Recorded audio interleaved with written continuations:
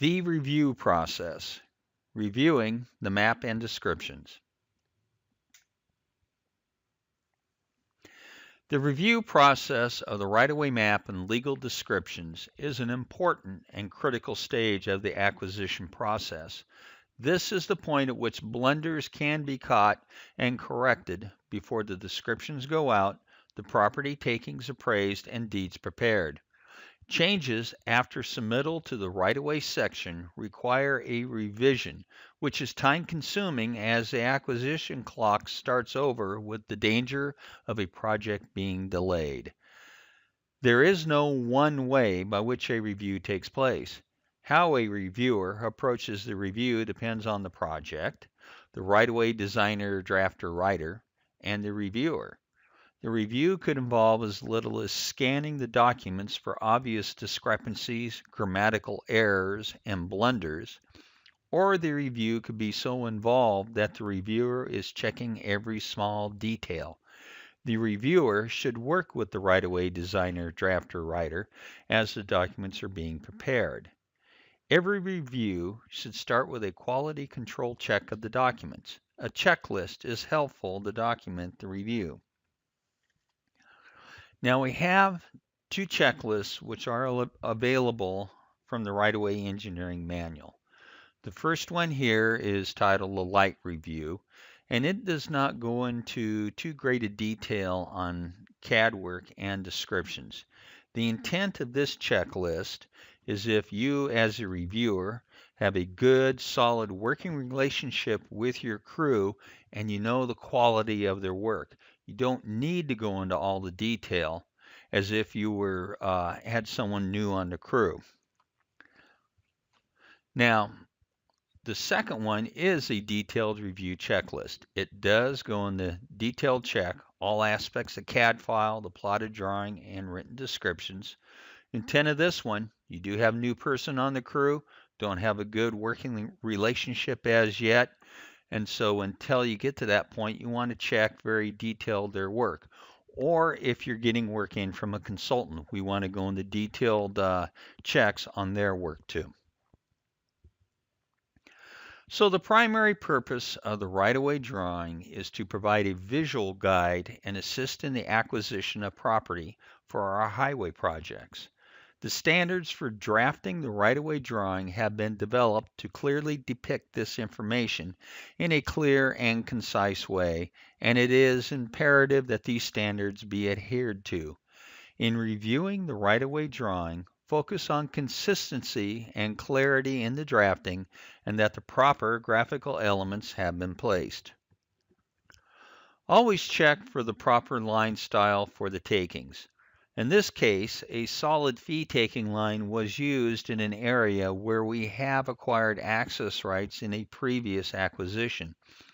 The new access control line style should have been used, as we always perpetuate our access rights. Look for graphics that are placed with incorrect symbology. The easement line for parcel 3 is not the correct line style for an easement. Labels for easements on the map must be an ODOT easement and must match the parcel title in the description. A licensed easement for access is not a standard ODOT easement. In this case, here the government lot line should extend across the I-5 right-of-way. I-5 doesn't break government lot lines. Do not lose sight of the intended purpose of the drawing. A basis of bearing insert is a general relationship of the bearing basis with the project as a whole. Don't get immersed in details. Remember the KISS principle. Look for missing elements. The file number and parcel area for this acquisition were not drafted, or they were drafted but were placed on levels that were turned off, or they might have been placed as a construction element, and construction elements are not plotted. Look for graphics that do not need to be there. Now this line here extends past the ordinary high watermark and ends in empty space. The ordinary high watermark is the bound of the property. Look for consistency in the placement of graphics. The file number text for file 9 is not underlined as you see with the other file numbers. The foot squared plus or minus symbol is not working correctly with two of the parcel area text.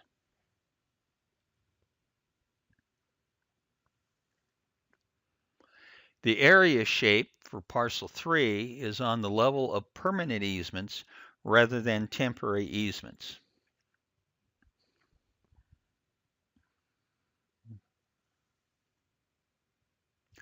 Also look to see if the area shape has been placed at all.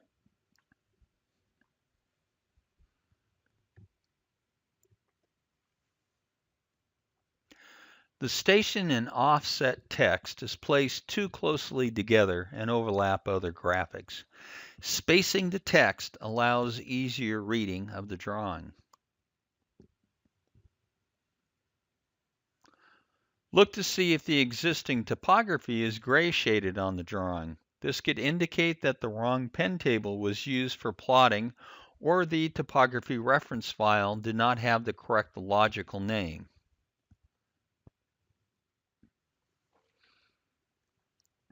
The ownership text for file 5 is not the correct font. The ownership text for file 6 is in the proper font. Also, with file 5, the tax lot information is additional information that is not necessary for our right-of-way maps.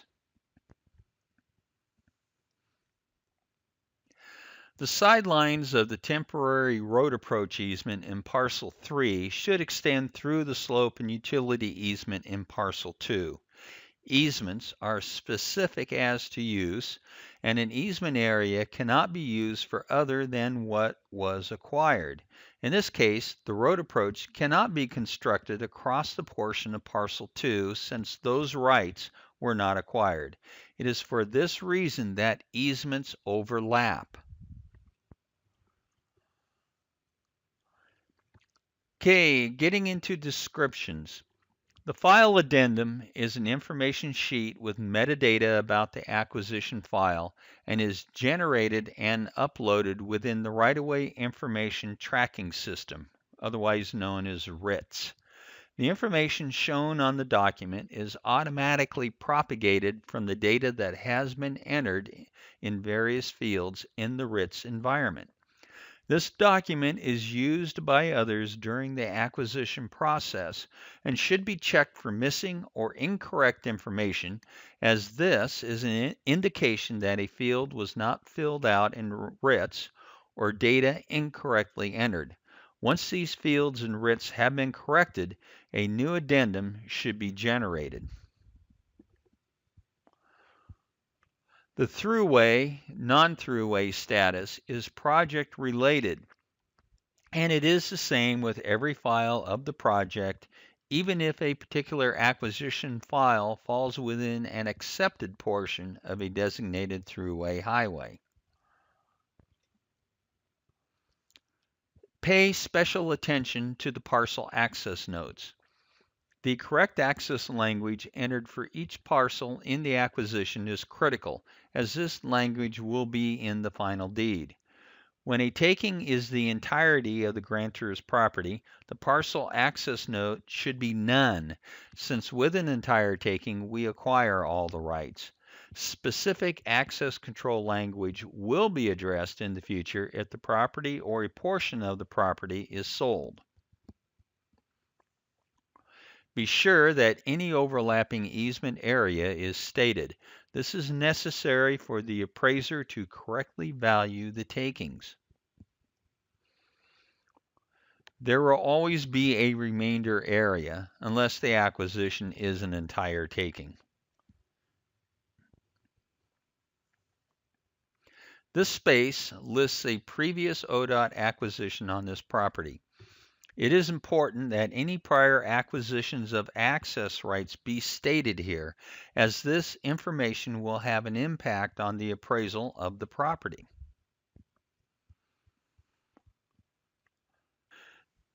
The variable width table below is written as if the taking was by a described line and is not correct. It is important to understand that the purpose of a variable width table is to define the width of a taking bounded by the stations. The correct table for this acquisition is cleaner and simpler.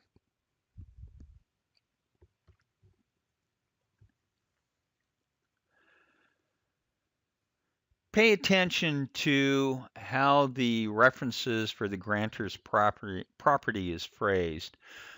In this case, the writer wrote it as being a portion of that deed to Jesse C. Walker and Irene M. Walker. The correct phrase should have been, and being a portion of that property described in that indenture deed, in this case, to the Walkers, and the recording information. Look for Scrivener's errors in the centerline description. So in this case, we have a bearing of south 1 degree, 51 minutes, and 45 seconds east. The direction of the alignment runs northerly, so the bearing should have been north 1 degree, 51 minutes, 45 seconds east.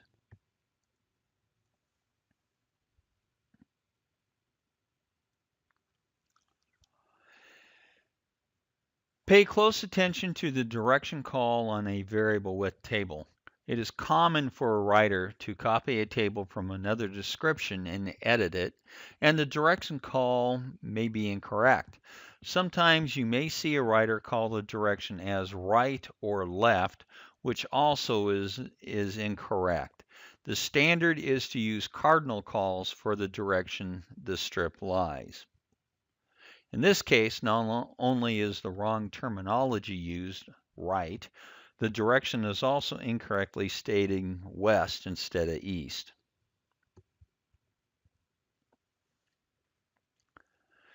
Okay, we have an area statement down here of 8,981.057 square feet. The area of the taking only has to be stated to sufficient accuracy to provide just compensation to the landowner. Our standard is to state the area to the nearest square foot or 1/100th of an acre.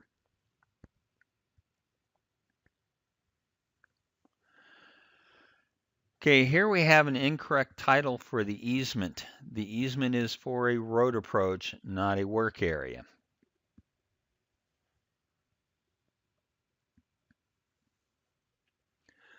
The writer accepted parcel 2 from parcel 3 when the two parcels should have overlapped.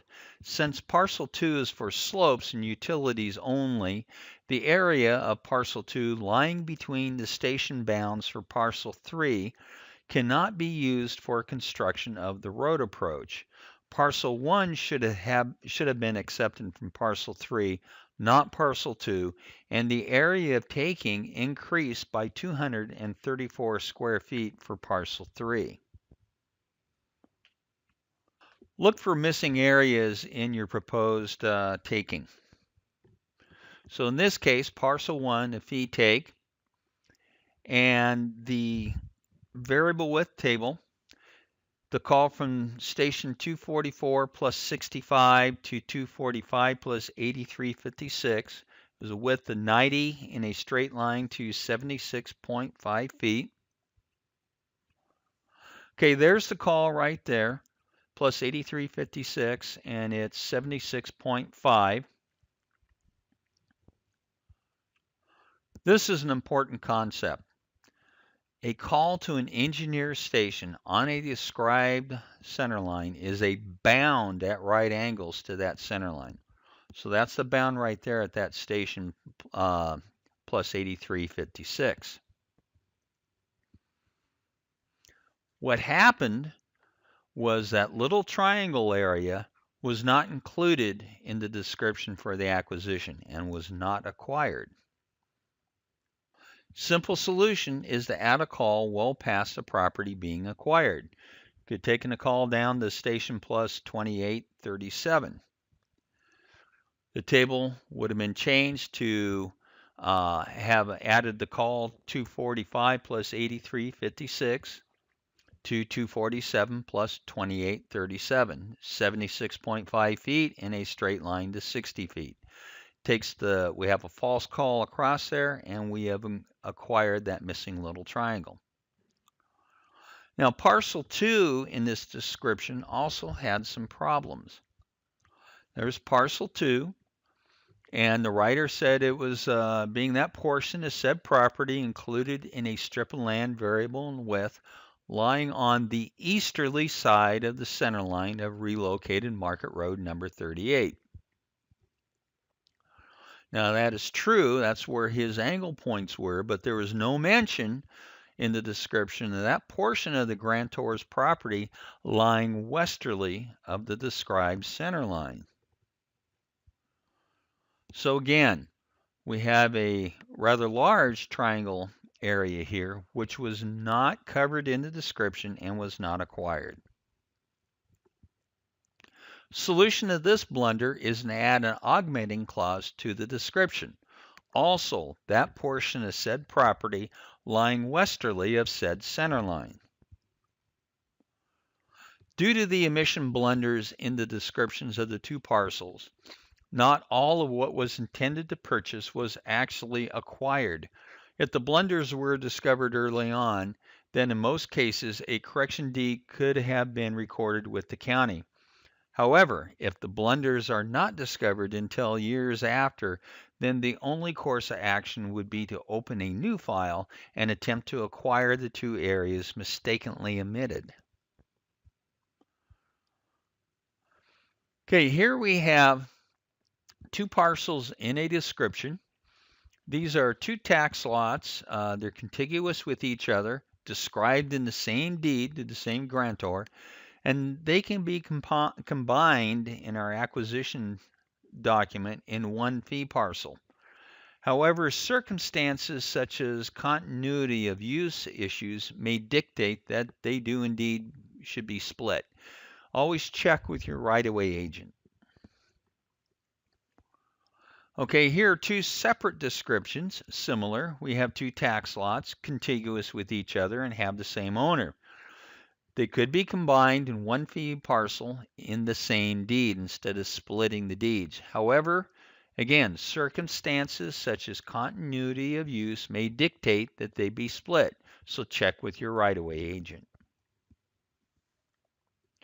Make sure that a reference to a subdivision in a description is the full official name of the subdivision as it was platted. Avoid abbreviations in the subdivision name unless the abbreviation is a part of the official name. Abbreviations, though, may be used in the subdivision name on the right-of-way map due to space concerns.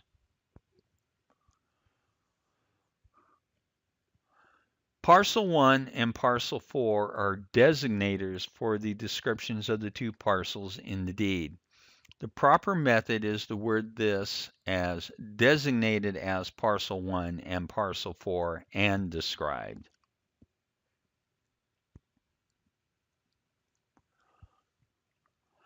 The grantor's name needs to be stated in its entirety as it appears on the deed. In this case, just State of Oregon is somewhat ambiguous. It could be Forestry, Parks and Recreation, Fish and Wildlife, Division of State Lands, etc. However, in some of our early acquisition deeds were conveyed with State of Oregon just as a grantee.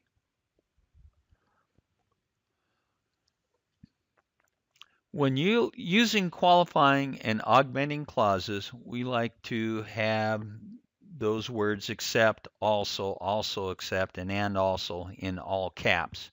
This is to make the qualifying clause stand out.